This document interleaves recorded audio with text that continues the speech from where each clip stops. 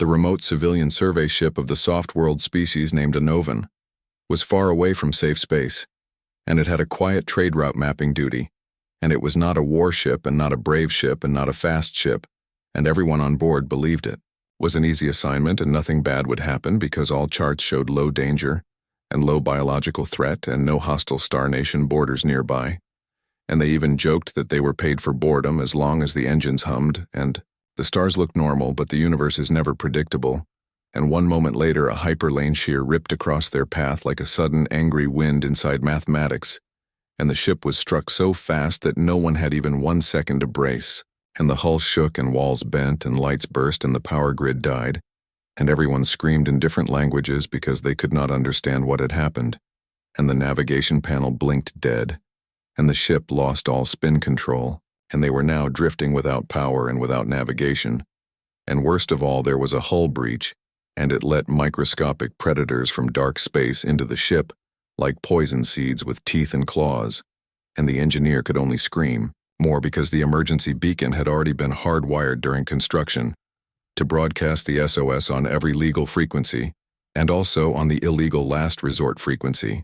and that included the Deathworlder frequency, and the whole crew began to cry and beg that this had not happened because in all stories and in all old warnings and in every child classroom lesson of their culture, the Deathworlders are not helpers, and are not soft, and are not safe. And it is said that Deathworlders do not save people. They remove problems and their help is never gentle,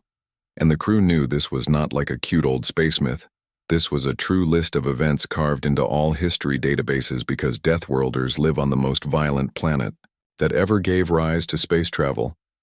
and they evolved in a storm of fire and ice and deep prime predators. So it is said that they are not able to understand soft life, and they only understand threat control and quick violence, and the engineer cried louder because she saw the blinking icon on the emergency panel that told her that the Deathworlder Directorate had logged the signal, and the ship had no power, so they could not cancel the SOS, and they could not hide, and they could not flee, and they could not say they pressed it by mistake, and they had only a matter of time until Deathworlders would arrive, and the crew started to prepare messages of farewell, and they used weak reserve power to record goodbye notes for families on their home world, and they sat on the deck in fear, and they watched small dark creatures entering through the hull breach because they were alive like tiny black spiders but more dangerous because they came from the space between lanes where strange pressure creates monsters. And they crawled along wires, and they tore insulation, and they cut fiber lines, and they bit into flesh, and the crew could not fight them because they had no weapons and no strong suits, and some tried to stamp them, but more came and bit ankles and drew blood, and 3 crew members fell to the deck and could not rise again, and everyone thought this would be the end. But the engineer still watched the same blinking status because she saw another small icon change color, and she whispered with a voice that was thin like paper, and she said, "A Deathworlder ship is coming," because the predicted arrival time changed to real time, and she explained in simple fear that the Deathworlders never travel slow, and if they saw the signal they always move fast. But this fact did not help. This made the crew panic more because in every story the Deathworlder arrival is the moment when soft species die, and the Deathworlder ships are rumored to be black shapes with no lights and no windows because they are not built for beauty. They are built for end states, and the engineer just held her face in her hands because she thought of her family, and she tried to remember old warm moments while she felt the predators crawl near her boot, and she could not shake them away because she had no strength left, and she looked at the airlock camera because she saw a new shape there, and her breath froze, and she whispered softer that the Deathworlder arrival had begun, and they would now see how true the old warnings were, and the universe was silent for a moment as the alarms flickered and died. When the Anovan Council received the emergency feed, they all looked at the screen with horror, because they saw the icon that confirmed the Deathworlder Directorate had acknowledged the SOS, and they felt like ice settled in every heart and every mind, because in all archived stories of other species that ever had contact with Deathworlders, the result was never peaceful, and the fear came fast and came heavy like a shadow creature, because the council members knew they could not call the signal back, and they could not delete the emergency log because every galactic legal agreement said that once an SOS was sent, And once any nation acknowledged it, the sender must remain honest and must accept whatever comes next. And the Anovan council chamber was built in soft colors and soft air and calming plants, because their people liked peace and liked slow thinking and they liked gentle words. But now the room felt like a prison of dread, because their whole cultural baseline said, Deathworlders are too strong to understand safety, and they are too strange to understand kindness. And no one in that room believed the soft civilians on that stranded survey ship would survive, because in old stories, the Deathworlders did not give aid to lost travelers, and the Deathworlders did not repair ships, and the Deathworlders did not talk about feelings, because in old stories they sent silent ships with no windows and black armor, and they would remove all biological dangers. In the same way a fire removes dry grass, and all council members feared that the stranded crew would be destroyed in the same action as the predators on that ship, because to Deathworlders, the difference between innocent life and hostile life is not always visible and sometimes not relevant, and the chief of logistics stood up and tried to speak in calm voice. But her voice broke because she said it is already too late, and she said we cannot stop what will now happen, and she said we must prepare the funeral forms and we must inform all families that their loved ones are gone, because in the cultural memory of the Anovan people, the Deathworlders are like a natural disaster that moves with intention and focus, and they do not act with cruelty, but they act with full force. And the soft people of Anovan have bodies that are easily harmed and easily broken by extreme acceleration and by extreme pressure and by high velocity. Weapons and council staff began printing formal sympathy sheets because they believed there was no point waiting for confirmation, because all past data said, soft ships do not survive a Deathworlder intervention, and the chamber screens replayed the distress beacon data again and again, and it showed the last image from the soft ship, and it showed tiny shadow creatures crawling over the deck like a black rain of living knives, and someone whispered that maybe the Deathworlders will not find anything alive to destroy, because maybe the small dark creatures killed the whole crew already, and maybe there would be nothing to lose at all, and another council member began to cry because they knew that thought was not comforting and not gentle, because it still meant all those people were dead. And the Minister of External Relations said, this will damage our diplomatic trust for 10,000 years. And the minister said, the other great nations will say we were foolish to allow our emergency protocols to include the Deathworlder channel.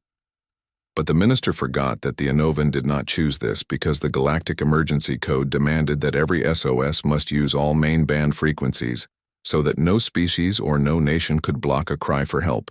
And now every council member had to face the fact that those ancient laws written in hope were now going to consume their own people, because hope is only strong when danger stays far away. And one old scholar in the back of the chamber whispered that maybe the Deathworlders will simply leave the region after confirming the ship is dead, and maybe they will not use weapons this time, and the scholar tried to hold this thought like a candle in wind, but no one believed it,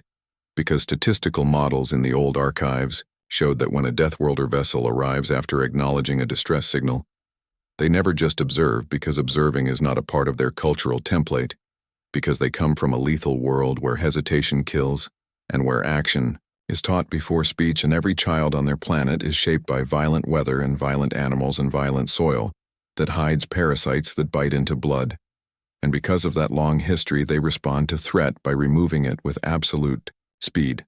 because to them it is mercy to end danger. And the council media clerk asked if they should send a message to the public or if they should keep this secret, and the chief minister said, keep it quiet for now, because they must first contact the families. But when a disaster is this large and this emotional and this frightening, the silence only made the tension heavier, and all council members kept looking at the timestamps, because the predicted arrival window for a Deathworlder ship was not far away, and every council member felt like they were waiting for a hammer to fall from the sky. And the chamber screens flickered, and then stabilized, and then flickered again, because long-range sensor noise began to appear across the upper bands, which was a common sign that a high-power jump drive was preparing a dropout, and the logistics chief pressed her hands against the desk and whispered, we are almost at real time, and she said they are almost here, and her voice sounded like someone saying goodbye even before any confirmation. And for a long, slow moment, no one spoke, and they only listened to the hum of the air control fence because no one wanted to see the next sensor line appear, and yet everyone knew the next sensor line would be the final step. And the chamber lights dimmed for a second and then returned to normal. But that small blink was enough to make every person in that room look at each other with the same thought that the tragedy was now not a prediction. It was a present fact, and the universe was about to show another example that hope is not strong enough to stop Deathworlders when they decide to move. The Deathworlder ship arrived in silent shape, and it was a form so dark that even the navigation arrays of the stranded survey ship could not define its edges, because the hull drank in every photon around it like a starless object, and the terrified crew on the stranded Anovan vessel saw no windows and no lamps and no signal lights and no soft approach patterns, and there was no gentle greeting burst in the friendly spectrum, and there was no broadcast of polite arrival protocol,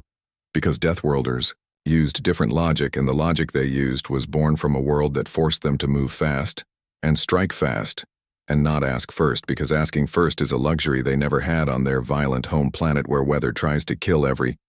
living thing every hour of every day. And as the black shape held position outside the damaged survey ship, every living soul aboard the soft vessel waited for the end, because every cultural story and every diplomatic warning always said the same truth, that when the Deathworlders respond to a distress beacon, they bring force and they do not bring care, and they bring solutions that involve destruction, and they do not bring soft repair kits, and they do not bring soothing voices, and the surviving crew members huddled behind damaged bulkheads while small, dark predator organisms still crawled along the walls and wires like a swarm of hateful knives, and the surviving crew whispered weak little prayers into emergency masks because they were still breathing recycled carbon-heavy air in a ship that was now more broken than whole. And there were already bodies of 3 friends lying still, and no one dared move them, because they feared any movement would attract more of the biting creatures that kept crawling in through fractured hull metal. And then the ship sensors flashed a hard band ping that made every head jerk up, because the Deathworlder craft was doing a sensor scan and not a normal soft world scan, because this scan was raw and high intensity and direct, and it did not request permission, and it did not wait for protocol approval. And the scan cut through every deck like a bright invisible blade as it tried to define targets and threat clusters, and the soft world crew froze because they believed the aggressive scan meant that weapons were now armed and ready. And in their minds they saw the next step as a large energy strike that would erase the whole ship into glowing gas, so that the Deathworlders would not have to worry about predators spreading through the lane, because to Deathworlders destruction is a clean answer, and death is simply removal of a problem. And yet the scan ended with no strike, because the black vessel did not fire, and the black vessel did not cut the ship apart, and the black vessel did not erase them. And this was more terrifying than destruction, because it meant that something unexpected was happening, because the old cultural lessons never included a scenario where a Deathworlder ship hesitated, and then a new band signal came in, and it was only one line and only one voice, and it said in simple language, "Stand by and do not interfere," and every living crew member felt the same shock, because the voice was not threatening, and it was not angry, and it was not loud, and it was not filled with hunger, and it was not filled with violence, and it did not sound like an execution announcement. And in that small moment of confusion, they did not understand if they had heard kindness or if they had heard a calm predator telling prey to stay still before bite, and then small objects launched from the strange ship, like silent seeds of metal,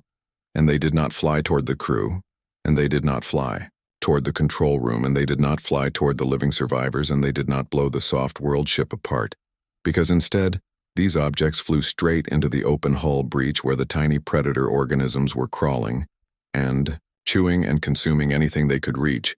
And then the lethal drones began to move so fast that the soft world crew could not even track the motion, and the drones cut every hostile organism into wet, shredded tissue with perfect, cold precision, like a surgeon that had removed mercy from the dictionary, because to the Deathworlder mind speed and finality are a form of mercy, because a slow death is cruel, and a fast, clean removal of threat is a gift. And as the drones continued this violent, surgical cleansing, the soft crew realized the drones were not attacking them at all, because each drone moved around them like a programmed predator that had been taught to ignore harmless life and only destroy invasive, dangerous life. And the soft crew did not know how to react, because their fear was mixed with confusion, and then mixed with disbelief because nothing in the old warnings ever described Deathworlders coming to stop a threat without killing the innocent bystanders, and this was too strange to be hope and too real to be myth. And after a long stretch of time that felt like a dream,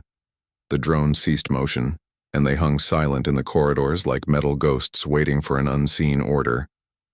And then the black vessel rotated 1/4 angle and extended a docking collar like a mechanical jaw opening to speak, and every heart inside the Anovan survey ship felt like a breaking fragile shell, because now they believed this would be the moment when the execution would take place and the docking rings sealed, and there was still no explosion and no screaming and no collapse of structure and no sudden burn of weapons. And then the interior lock began to cycle, and the Soft World crew saw the door open, and they saw a figure moving toward them wearing heavy armor that looked like it was designed to return from volcanoes and acid storms and deep gravity pits. And the figure did not run, and the figure did not lift a weapon, and the figure simply walked, as if this entire event was normal and routine and expected, and the crew could not process that this might be something other than lethal intention, and every breath in the corridor felt like the last breath before the truth revealed itself. The Deathworlder officer stepped into the broken interior of the Anovan survey ship,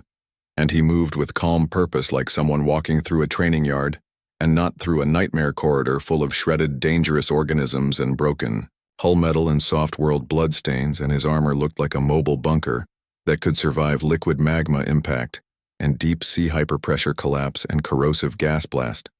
because Deathworlders design their life support shells like they expect to stand inside storms that erase weak life in seconds, and the soft crew backed away, and they did not dare move because they believed that any sudden gesture might be seen as threat, and then one gesture might be enough to make this powerful, being kill them all, because their cultural lessons taught them that Deathworlders do not waste time when danger is present, and they respond like wildfire. And the officer paused for a moment and looked around in silence as if he was evaluating, not the people but the ship itself, and the damage points and the threat clusters and the environmental readings, and then without any dramatic pose he simply began to patch hull breaches with rapid expanding composite that came from a belt module in his armor, and the soft crew blinked in shock because no one expected repair actions and no one expected help, and no one expected any living Deathworlder to treat their survival as something worthy of protection. And the officer moved with a gentle efficiency, and he placed buffer seal units on damaged power conduits, and he installed emergency oxygen stabilizers, like it was routine, like he had done this dozens of times before. And then he reached to his helmet and opened communication, so everyone could hear him, and his voice sounded like someone who was slightly tired but still professional. And he said, "Do not step near the drones because they are still in lethal mode until they finish scanning for residual hostile organisms." And the soft crew remained still and afraid, but they felt a strange new emotion building inside their fear, because something inside their hearts was shifting, and it was not comfort,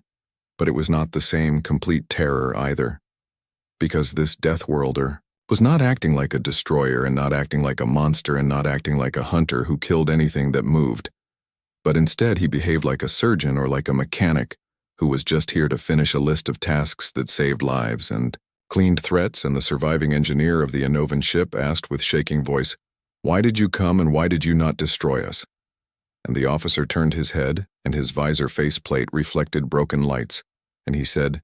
"Because you sent a distress signal and we answered distress signals." And the soft engineer trembled because this one simple sentence was more confusing than any violent myth. And she asked again, "Why did you use a lethal ship?" And he said, "Because this was the smallest ship on this vector, and there was no other available asset that could reach you in time." And the engineer blinked and tried to absorb this answer because it was more frightening than comfort, because it meant the Deathworlders considered that lethal armored vessel the smallest unit of assistance they owned, and in the old galactic records it said that the largest Deathworlder war platforms could burn moons into vapor if they wanted, and now this small unit had ripped through space in minutes, as if distance meant nothing, and it had just saved them with clinical force. And then he checked their remaining power cell capacity, and he attached a portable backup array to keep their air stable for the next 2 days, and then he installed an autopilot coil that would let them stay in safe drift until rescue from soft world fleets could arrive. And he did all of this with no request for payment and no demand for tribute, and he did not even insult them. And he did not even say anything like, "You owe us." And he did not even act proud or boastful or dominating. And then he looked at them for one long moment like he was measuring something inside their eyes, and he said, "Our job is done." And he said, "Do not move until the drones stand down." And he turned and walked back toward the airlock, and the drones followed him like silent metal predators on invisible leashes. And then he stepped into the black hull vessel, and the docking collar retracted, and the Deathworlder ship disengaged and moved away with no ceremony and no lights and no message and no farewell and no demand, and the soft crew watched the dark shape vanish into the deep stars like a myth creature returning to its lair. And every surviving Anovan on that broken survey ship knew that they would never be able to explain this event to their council in simple language, because the council believed the Deathworlders always kill and always destroy and always harm. And now the survivors had seen something different, something that was not the myth version, and not the cultural fear story,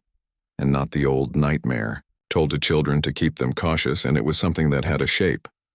They did not have any old words for, because they had seen a Deathworlder who used violence like a tool to prevent violence, and they had seen a Deathworlder who protected soft life in the middle of danger, and they had seen a Deathworlder who regarded help not as mercy but as duty. And they had seen that a monster in a cultural story might be a complicated thing in the real universe, and this truth was so heavy that none of them could even talk. And they sat on the deck in silence, and they stared at the silent airlock, and they tried to breathe air that tasted new. And they saw that the black drones had left no biological trace of the tiny predators, because every hostile life form was erased, and in the quiet they finally began to cry again. But now the tears were not pure. Fear tears. Because there was confusion, and there was gratitude that felt wrong. Because they were told they should never feel gratitude toward Deathworlders, and yet here they sat alive because a Deathworlder had chosen to make them live. And this new truth would form a fracture line in the cultural mind of their people, and they did not know how they would present this truth to the council, and they did not know if their own planet would even believe them, when they claimed that the most feared species in existence had done the unthinkable by showing mercy with steel and fire all at once. When the survivors of the Anovan survey ship were finally stable, and when the soft world rescue fleet began to move toward their location, many hours later, they sat in the dim central deck, and they each held small message slates, and they tried to shape words that could explain what they had lived through. But every sentence felt unreal,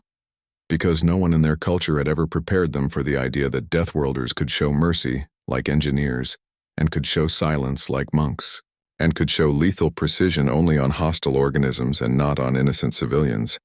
And this contradiction was like a knife inside the mind, because it cut through every old belief they had been taught since they were small children, and it made them realize their people had been wrong about something very big and very old,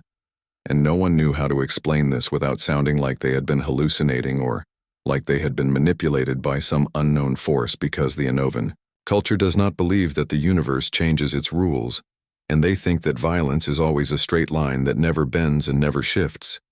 But these survivors had seen a bending curve in real time, because a Deathworlder ship had arrived with full capacity for destruction, yet chose to use that capacity only to remove dangerous life that was harming innocent life.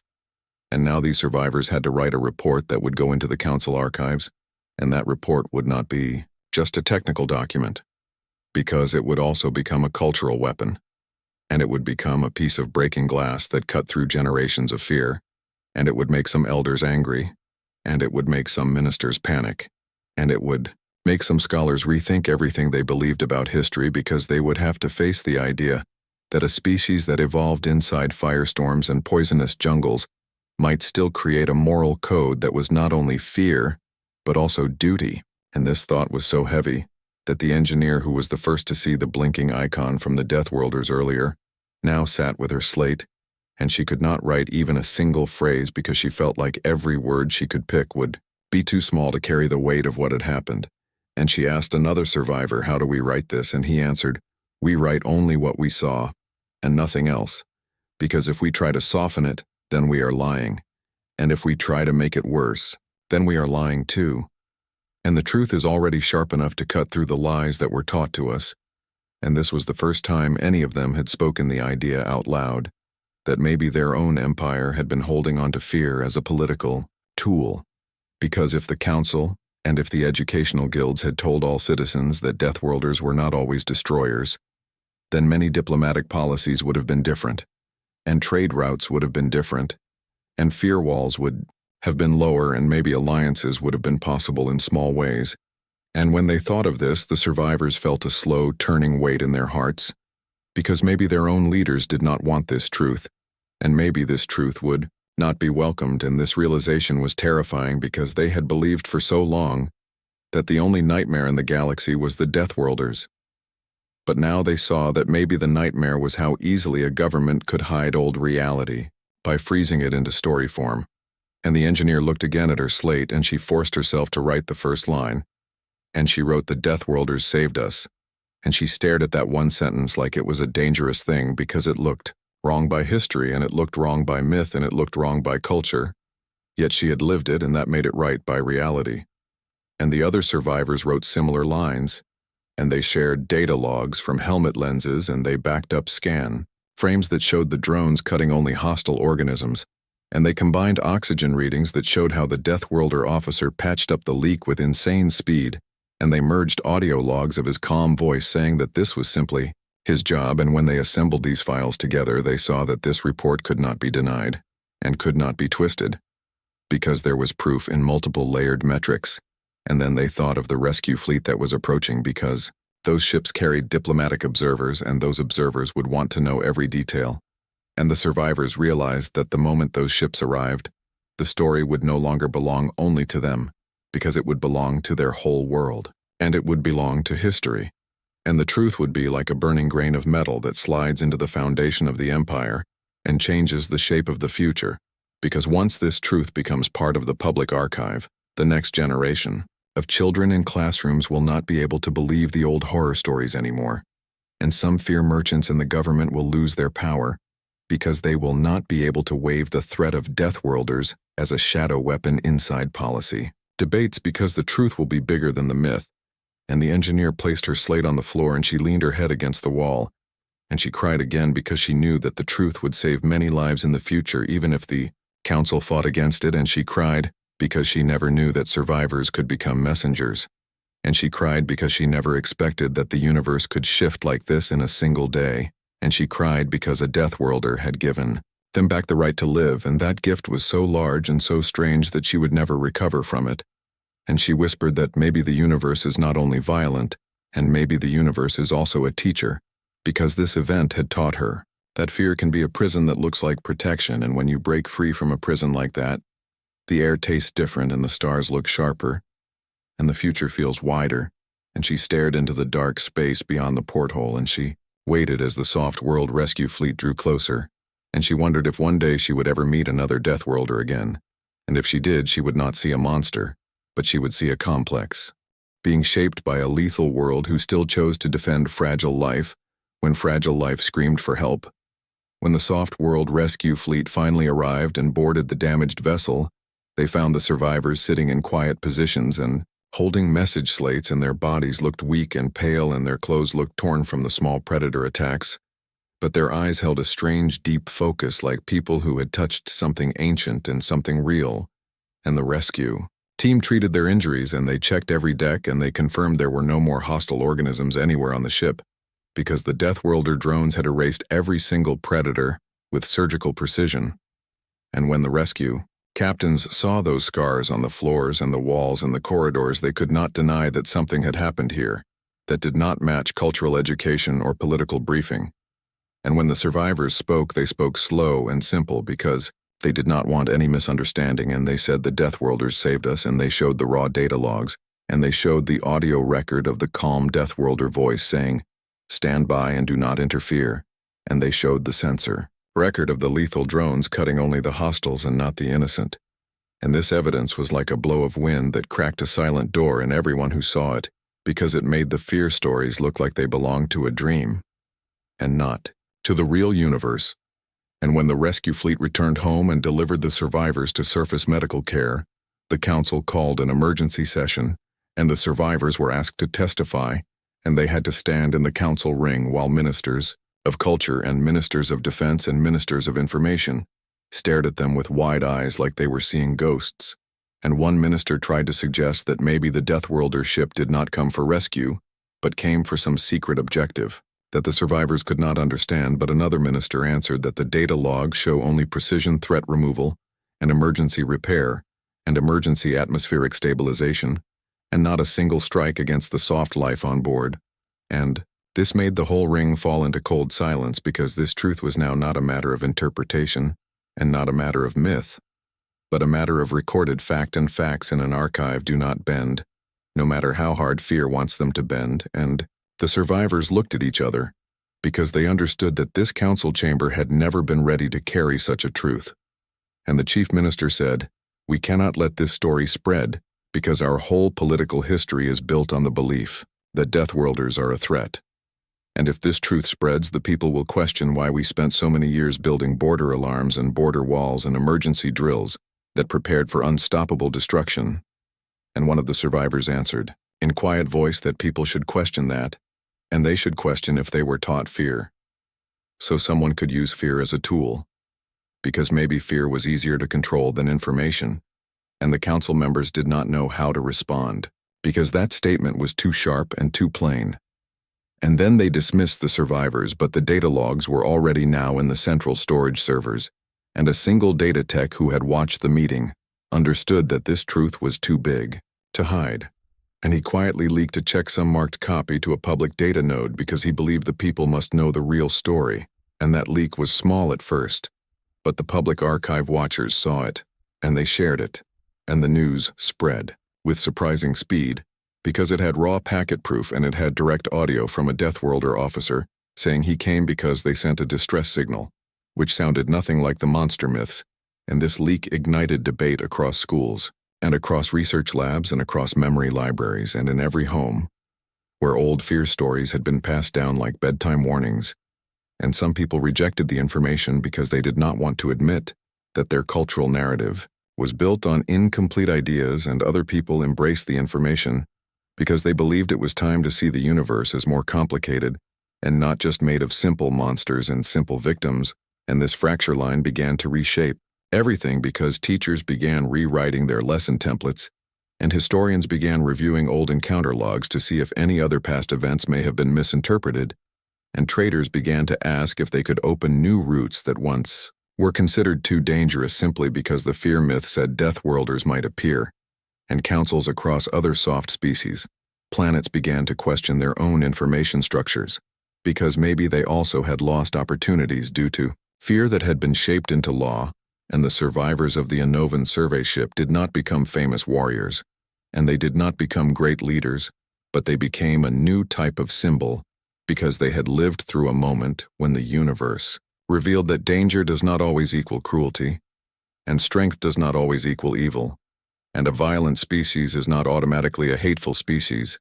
And they had lived through a moment when a lethal ship arrived, not to erase the weak, but to remove a threat that the weak could not fight.